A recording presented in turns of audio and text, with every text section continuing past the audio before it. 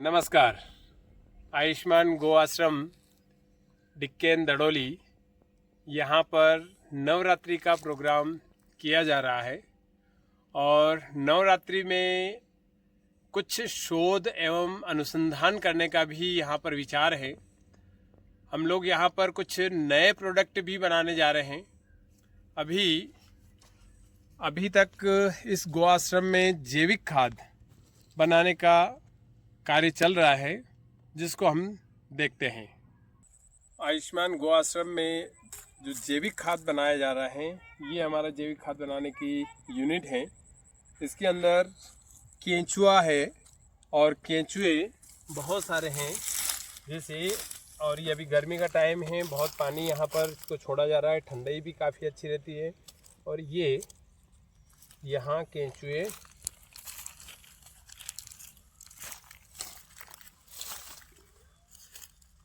इसके अंदर केंचुए हैं, अभी नीचे गए हुए हैं, गर्मी की वजह से नीचे चले जाते हैं।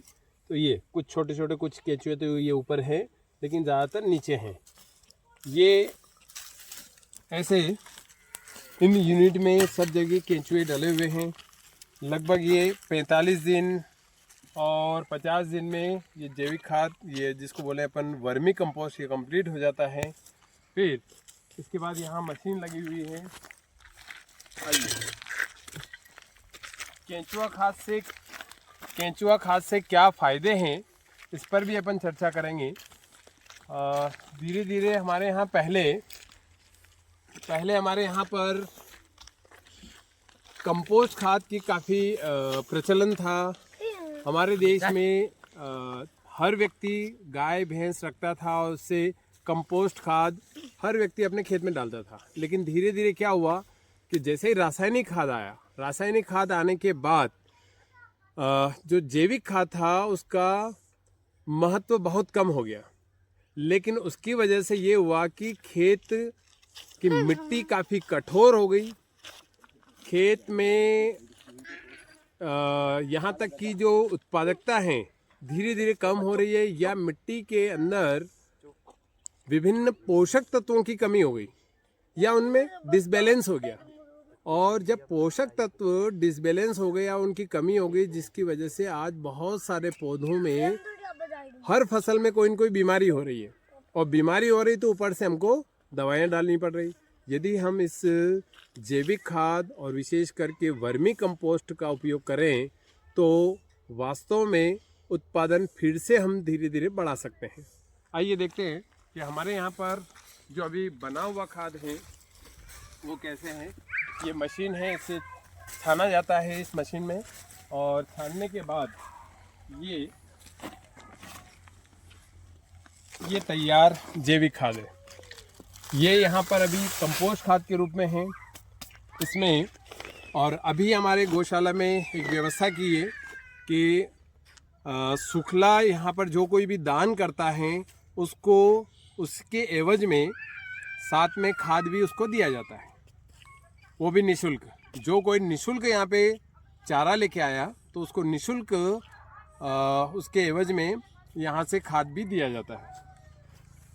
अब यहाँ पर हम लोग वर्मी वॉश बना रहे हैं। वर्मी वॉश, ये इसके अंदर केंचुए हैं, और ये अभी छोटा प्रकल्प हम लोगों ने शुरू किया है। और इसमें ये बहुत ही केंचुए हैं। ये देखिए बहुत ही ज़्यादा मात्रा में हैं। ये इसके अंदर ये केंचुए दिखाई दे रहे हैं। ये लेकिन इनका वॉश जो होता है, वर्मी वॉश, इनका पसीना है, इनके मलमूत्र हैं, वो सारा पानी के रूप में ये यहाँ ड्रेनेज से और इस जगह पर इकट्ठा होता है। इस जगह पे इकट्ठा होता है, काफ़ी क्वालिटी वाला होता है, और इसके कई सारे उपयोग हैं। हम या तो उसको सीधे खेतों में एक निश्चित मात्रा के आधार पर पानी सिंचाई के साथ में इसको डाल सकते हैं। स्प्रे में भी इसका यूज़ होता है। वो इसके बारे में फिर आगे और कभी डिटेल बताएंगे, लेकिन ये प्रोसेस भी हमारे यहाँ पे हो रही है। आयुष्मान गो आश्रम में इसका उद्देश्य जैविक कृषि को बढ़ावा देना है, ताकि खेती में स्वच्छ सभी फसलें जो बीमारियों से ग्रस्त हैं वो मुक्त हो, बीमारियों से मुक्त हो जाए, और इंसानों में जो विभिन्न बीमारियां आई हैं उनमें भी समाप्ति हो सके, इस गौशाला का मुख्य उद्देश्य ये है। नमस्कार, जय हिंद।